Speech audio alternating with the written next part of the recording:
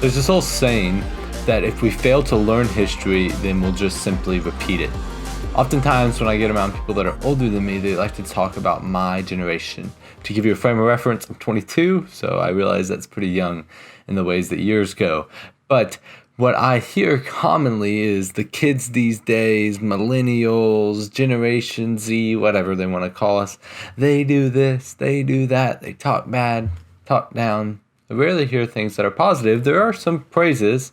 And while my generation does, by and large, deserve many of the critiques that are given to it, here's a biblical response to a better approach to take to people, especially those that are in a different generation than you, whether older or younger. When you read through the book of Kings and Chronicles, you get these incredible stories about the kings of Judah and Israel that lived before the time of Jesus. And what's interesting to me about them is the failure for some kings to follow God and then the success that other kings have in it. So we read today in 2 Chronicles 33 about a king named Manasseh. And what it says in verse 1 is Manasseh was 12 years old when he became king, and he reigned in Jerusalem 55 years. He did what was evil in the Lord's sight, following the detestable practices of the pagan nations that the Lord had driven out from the land ahead of the Israelites. So to set the stage for you, basically what's happened right now is Judah and Israel have split. They've made their own nations. Manasseh, he is a king in Jerusalem, which would mean Judah, and he has inherited the throne at a young age. And he inherited it from a very significant king. He inherited it from King Hezekiah.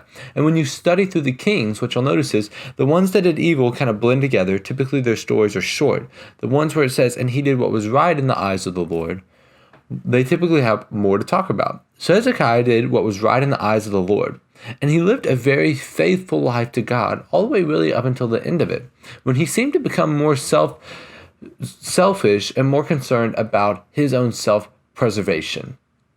And what's interesting to me is his next son that comes after him to reign over it. He sees his dad concerned about protecting his own skin, concerned about protecting himself. And what does he become? Selfish, evil in the Lord's sight. He actually is, Manasseh is one of the most evil kings in the history of the kingdom. And what happens that I find interesting here is that in his story, in verse 10, it talks about how Manasseh, some people came into the land to destroy it, and the Lord spoke to Manasseh and the people, but they ignored all of his warnings. So the Lord sent the commander of the Assyrian army, and they took Manasseh as prisoner. They put a ring through his nose, bound him in bronze chains, and led him away to Babylon.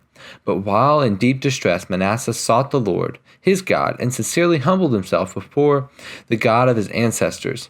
And when he prayed, the Lord listened to him and was moved by his request. So the Lord brought Manasseh back to Jerusalem and to his kingdom, and Manasseh finally recognized that God was king. So he tears down all the idols that he had set up, and he turns back to God.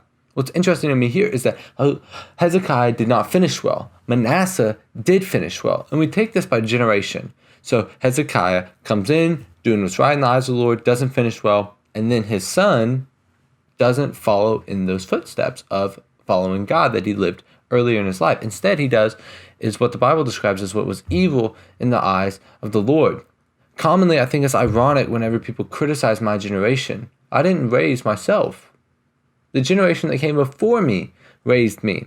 How do we expect Manasseh to find God when his own father is not leading the charge in that? And it takes God to needing to humble Manasseh instead of Manasseh simply wanting to follow God himself. So my response to kids these days, look how terrible, is first, take the plank out of your own eye before you inspect the dust in someone else's, as Jesus says. You raised us.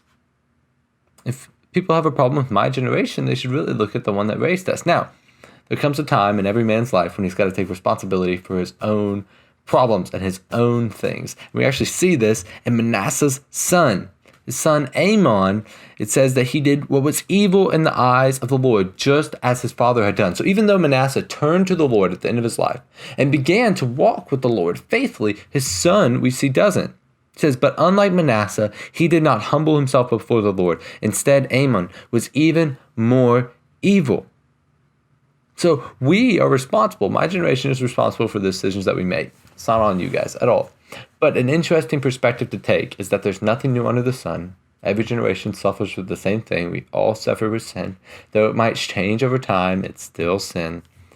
And that it really comes down to the generation making their own decisions to better themselves, but also realizing that we, as me becoming a little bit older now, and I can mentor people that are younger than me, and the people that are above me in wisdom and age and stature can reach down and mentor me, so we're all helping each other walk to the Lord more faithfully instead of just criticizing them as kids these days that should be dismissed. If this encouraged you or maybe challenged you a little bit, then leave a comment. I'd love to hear your thoughts. And I'll see you back here later as we continue to read through Scripture together.